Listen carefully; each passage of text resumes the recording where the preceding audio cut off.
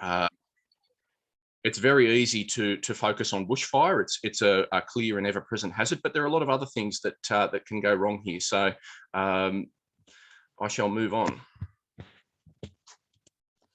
Okay, so just a quick overview of emergency management in New South Wales. So the context of this is the definition of emergency being an incident that endangers lives, property or infrastructure and requires a significant and coordinated response. So that is essentially many agencies working together towards a common goal. So obviously you can think about our major bushfires definitely fit that category. Some of our major storm events where we've got many agencies working together under the lead of a single agency. That's the context in which we are working. Obviously, there are other things that occur, say your hot water service going out may be an emergency for you, but not an emergency in this context. And then to address what we have to do to plan and prepare for major emergencies, emergency management committees are established at state, regional and local level, and their key functions, among some others, are to identify, assess and plan for the range of hazards that may impact their area of responsibility. A couple of other key emergency management principles is that all of our planning considers all the different types of hazards that we might encounter and involves all agencies. And those are important principles because, again, it's not just bushfires that we're going to experience here in the Blue Mountains. We also have severe storms. We may have, say, major transport accidents that impact our community. And of course, we involve all agencies because there are many people that contribute to emergency management and they all have different perspectives. They're all contributing to a broad planning process. The other key principle that we work to is the comprehensive approach. So this talks about all these different aspects of emergency management. So prevention, preparedness, response and recovery. Sometimes this is referred to as a continuum, but obviously there are some things here that go on continuously. So trying to prevent disasters from occurring in the first place, if we can. Obviously we can't prevent a storm and largely can't prevent bushfires, but there are some things, the technological hazards that we are exposed to, that maybe there's some things we can do there, and we always want to be prepared. Response really, in terms of this diagram, if you drew it to scale, would probably be the 1%. Response is generally short and sharp, and these other phases are where most of our energy goes. And of course, recovery, which is picking up the pieces after an event has occurred and assisting a community to return to its post-disaster level of function. I spoke before about emergency management committees. So we have a local emergency management committee here in the Blue Mountains, as does every local government area in New South Wales. And you can see here the breadth of agencies that are involved in these planning processes. Blue Mountain City Council provides a chairperson. Councils across New South Wales fulfil that role.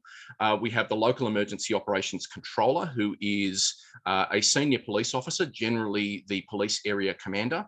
And an interesting point about that is when they're fulfilling that role, they're actually not working for the police anymore. They step into a different space. So the police are separately represented there. You can see our emergency service organisations, some state government departments that provide services in key functions. So disaster welfare, health services, animal and agricultural services make important contributions to planning and preparedness.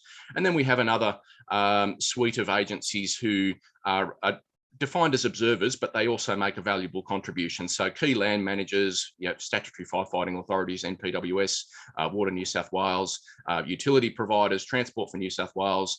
We also, because we have RAF Glenbrook here in the Blue Mountains, we have the Australian Defence Force and RAF representatives, and some linkages into the community services sector through MCRN. So one of the key things that the LEMC is required to do is actually to complete a local emergency risk assessment. So this is the basis for all of our planning around managing emergency incidents in the mountains. It's a pretty straightforward process that we identify what can happen in the local area. We consider the probability of those things occurring and the impacts when they do occur. That leads to assignment of a risk rating, and then that risk rating, as per the standard process, if it is of moderate or above, so the risk ratings are low, moderate, high, and extreme, that if it is moderate or above, then we need to give that hazard more consideration in the local emergency management plan. So in terms of the outputs of that process, and I've picked the top 6 here from that local emergency risk assessment. So these are in no particular risk order.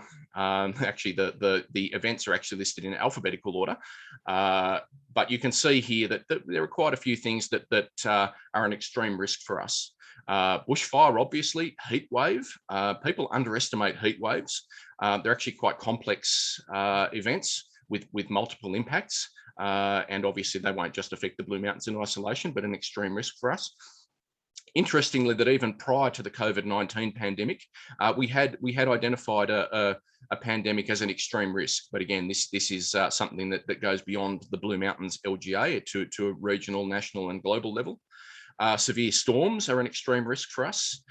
Transport accidents, obviously we have some very significant transport corridors that go through the Blue Mountains. So again, extreme risk there. And obviously there's 30,000 dwellings as well as other commercial industrial buildings in the Blue Mountains. So the risk of structural fire impacting any of those premises is being rated as a high risk.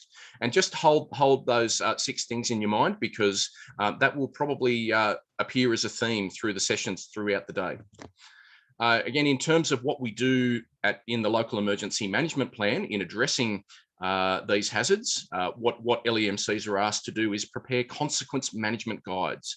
Now, unfortunately, these are defined as restricted operational information, so they're not openly published to the community, but basically it just identifies triggers for coordination arrangements, some strategies. It's a little bit of an aid memoir for the local emergency operations controller when they are coordinating overall operations, and then just breaking it down into roles and responsibilities of key agencies in the response phase of an incident.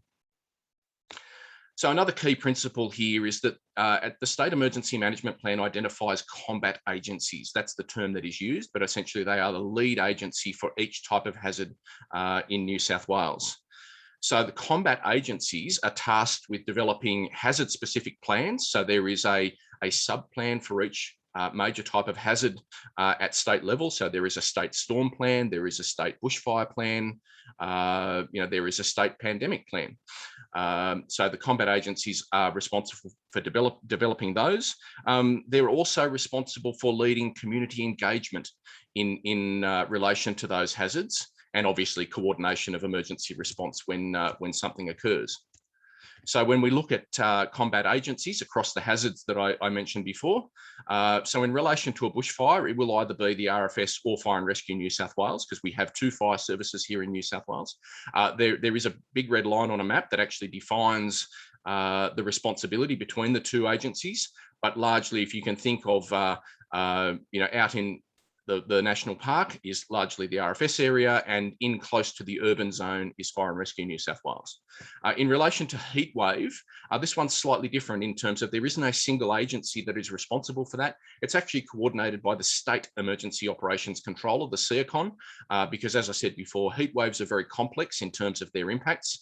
And when we start to think about managing the consequences of a heat wave, there are many agencies doing many different things, and so it is coordinated at a higher level. Pandemic, as we would have seen over the last couple of years, is coordinated by New South Wales Health. Severe storms, the combat agency is the SES. And when we talk about severe storms, we're also including snow. So here in the Blue Mountains, generally above about 800 metres elevation, we will see snow from time to time, and that's actually dealt with under the various storm plans. Structure fires, again, probably in the Blue Mountains, mostly in Fire and Rescue New South Wales's domain, but also there are some areas in the rural fire district, so can also be led by the RFS. And transport accidents, again, we're not talking about, a 3-car nose to tail at a set of traffic lights here. We are talking about a major incident. Let's pick a train derailment at Lyndon, where the carriages come off the track and impact on the Great Western Highway. That is under the management of the local emergency operations controller, obviously because there are multiple agencies involved and considerations that need to be made. And I suppose just to be clear, obviously Blue Mountain City Council is leading and facilitating this expo today.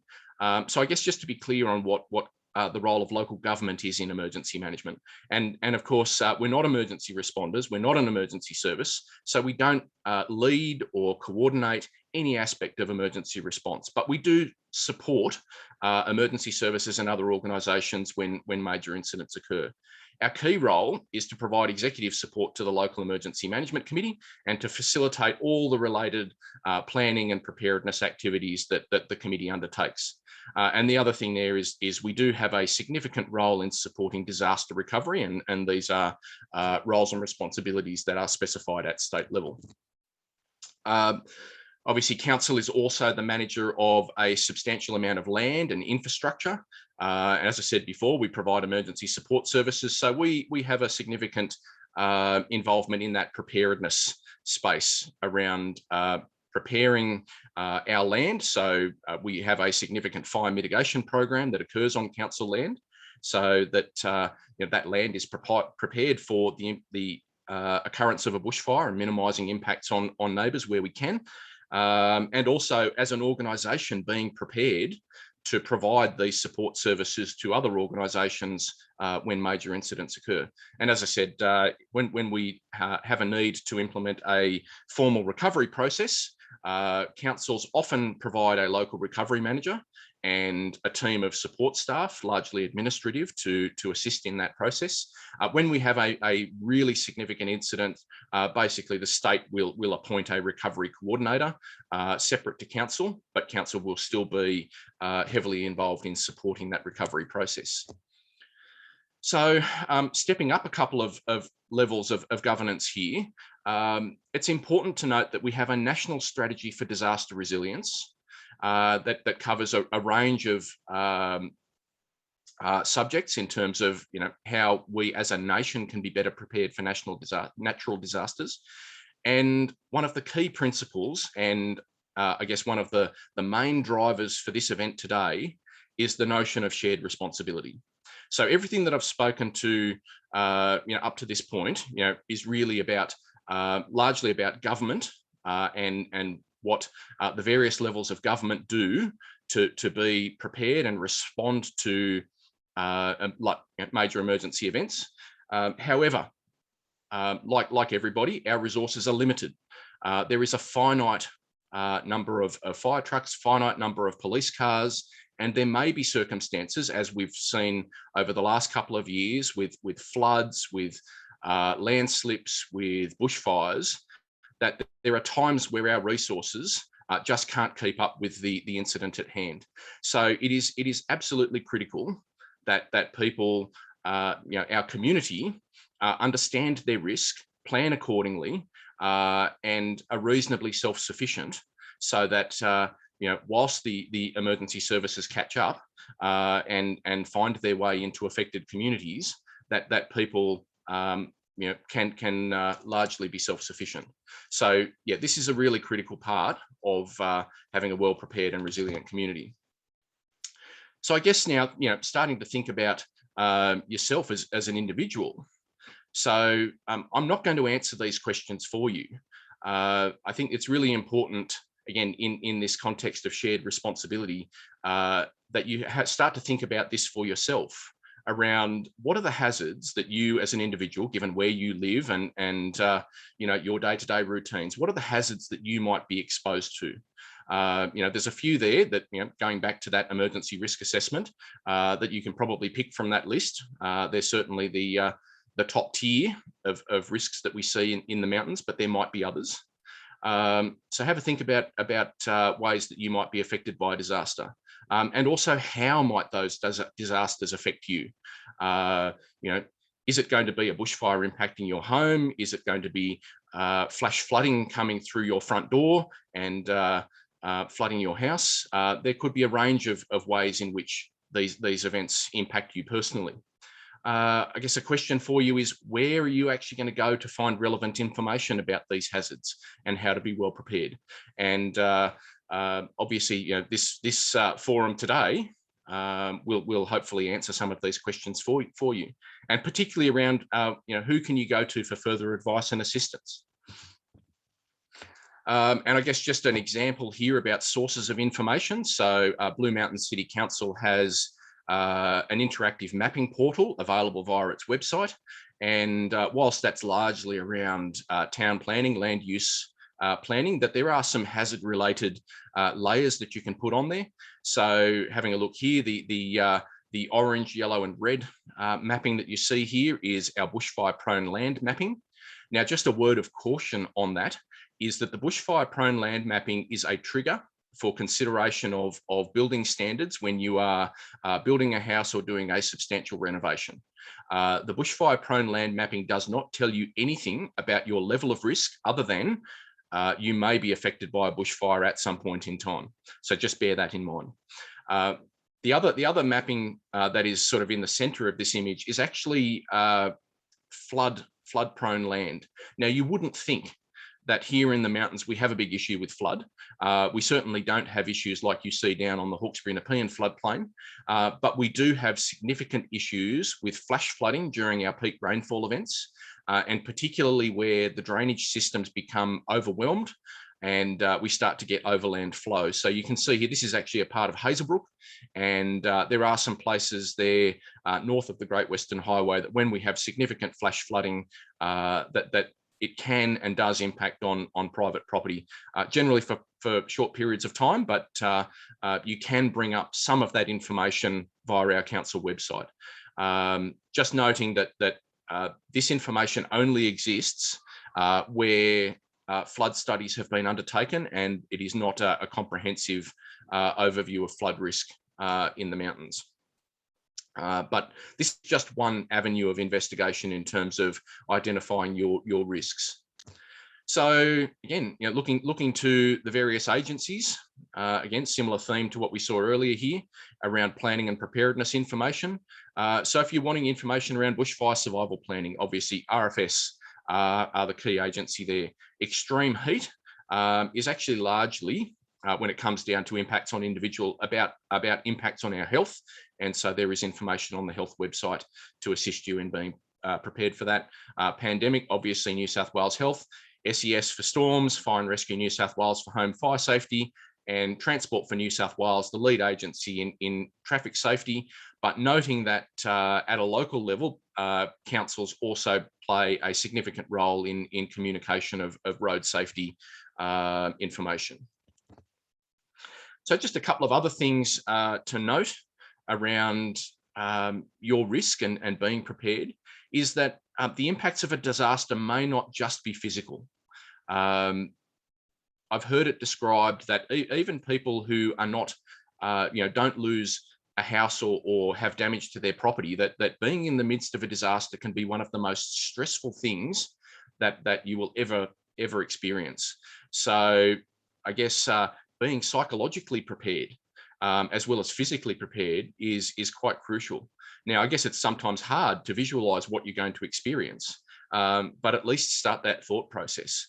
How would you cope with the stress of being in a particularly severe storm? And we've seen some instances recently where not only have we had gigantic hail and torrential rain associated with thunderstorms, we've actually had tornado activity.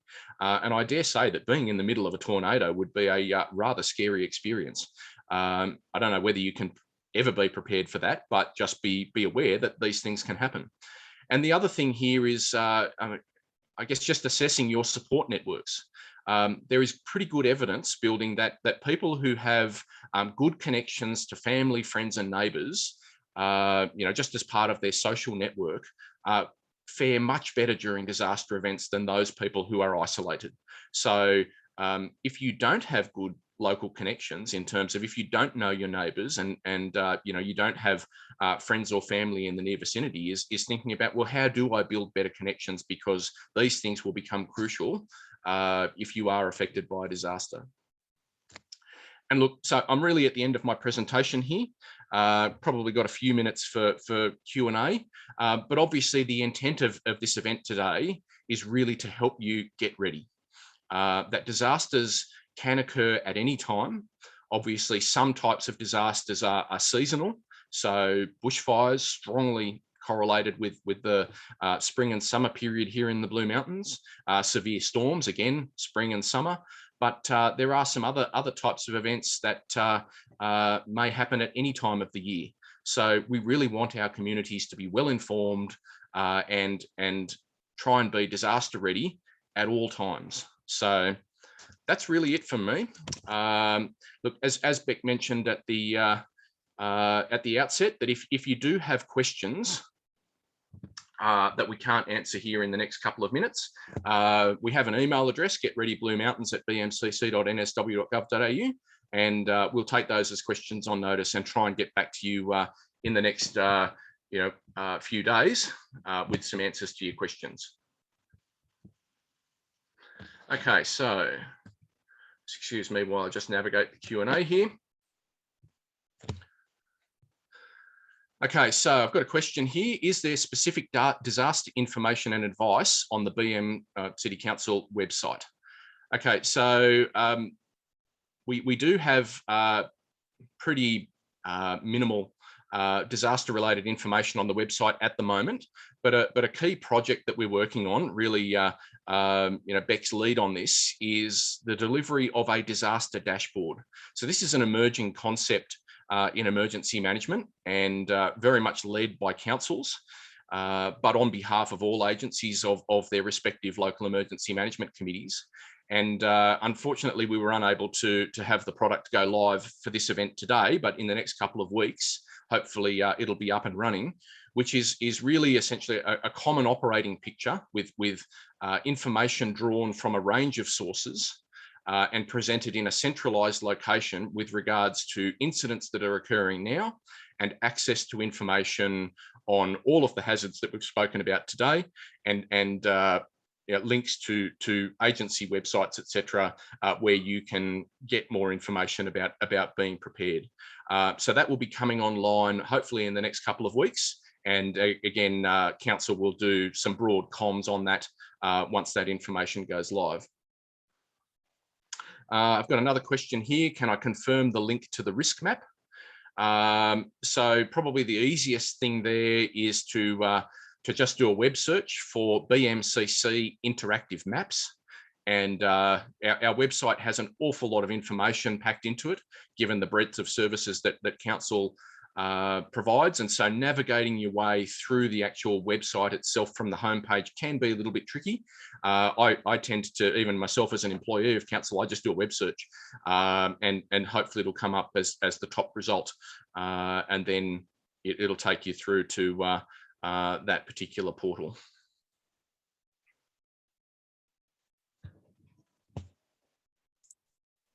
Thanks a lot for that, Pete.